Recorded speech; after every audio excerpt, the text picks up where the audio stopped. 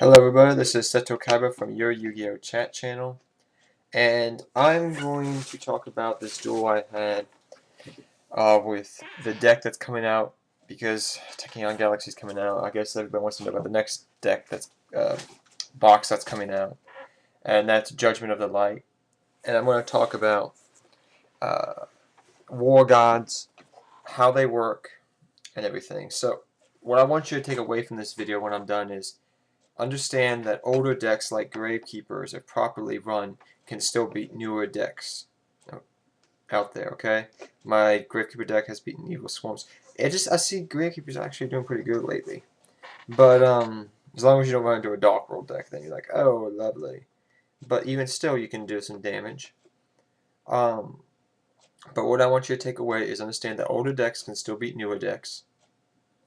Also, that I'll explain how War Gods operate and what key cards to watch out for when you play against them. So first off, you have to watch out for War God Yamato, and War God whatever this guy is. This guy right here. The reason being is that this guy's in the graveyard, is banished. If you control a War God monster, you can banish this card from the graveyard to target one face-up card your opponent controls. Destroy that target. You can only use this effect of War God Vessel once per turn.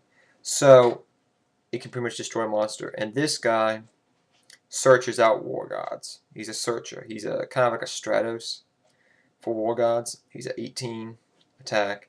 And you'll see here shortly how that deck plays.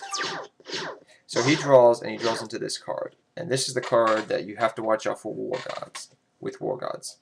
If they usually will search this card out. The reason why is because he's 18 times 2, he's 36. So during your damage calculation on a War God Beast Warrior type monster you control, which he is, you can send this card from your hand to the graveyard. The original attack of the battling monster is doubled during damage calculation. So it's kind of like Colute. It's kind of like Honest.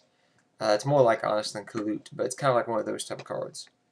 But they have 3, so if you can get all 3 in the graveyard, then you can get one of these in the graveyard, you're in good position to kind of do some damage to the deck.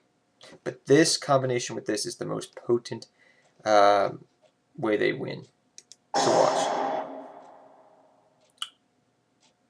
So he gets Forbidden Dress out. Your God Yamato uses Your God Yamato to sort out this card. This card's okay, pretty much. I don't see. I've never really seen it in a War God deck that much. They use it somewhat, but just watch the combinations.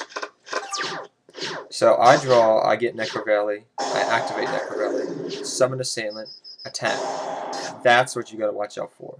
You attack with a 2000 beat stick, thinking you can overcommit your resources, and that's a 30. Becomes a 36, just like that.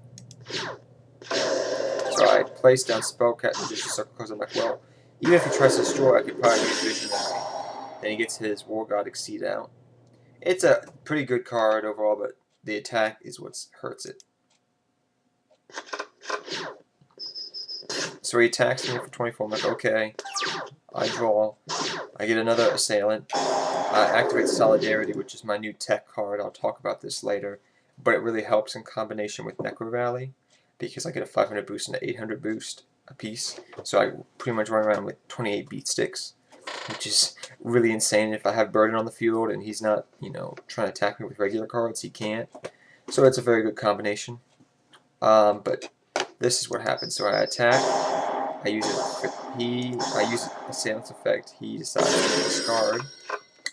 He decides, okay, because I'm sending it to defense mode, he decides to banish it and use Valkyrie's Knight's effect.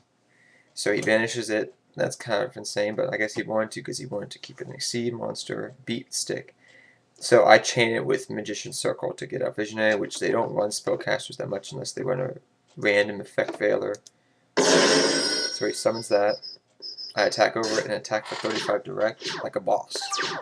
So he draws another War God Yamato, activates effect. He tries to destroy it because he had Habuki in hand. I say no. because I discarded Gravekeeper. Then he activates Wooden Dressed on, excuse me about that, people, on Visionary, on my Assailant. So I draw Activate Steely because I know my victory is going to line with Visionary here. So I reuse my Gravekeepers, summon an Assailant, use its effect to destroy Wall God Monster so he can't search out no more. Then I run over. Then he uses Habuki again, the last one he has, because look, 1, 2, 3. That's all of them. He's out of those. Good. So, I pretty much used it, discarded Descendant, so I could keep Visionary alive, which I know is the key to victory. So he dog holes, thinking that if he's just trying to use up all my resources in my hand, but I just discard my last Gravekeeper. Summon, I draw a Spear. He's got nothing but a bear in hand, which he's had since turn 1. So I summon a Spear and win. So understand that, in recap, you have to watch out for those War God cards. It's a good deck. With a little bit more support, it could be better. But remember that it depends how you play, how you strategize against attacking your opponent. If you know how their deck runs quickly, even if you don't know how the deck, you can pretty much tell how this deck runs. They're pretty much doing honest type plays and exceeding. So, till next time, everybody, take care. And I actually noticed this deck is very popular too. War Gods. I'm seeing a lot of more War God decks online. So, till next time, everybody, take care. Like always, remember to like, comment, and subscribe. And that's all for now. Till next time, adios, amigos.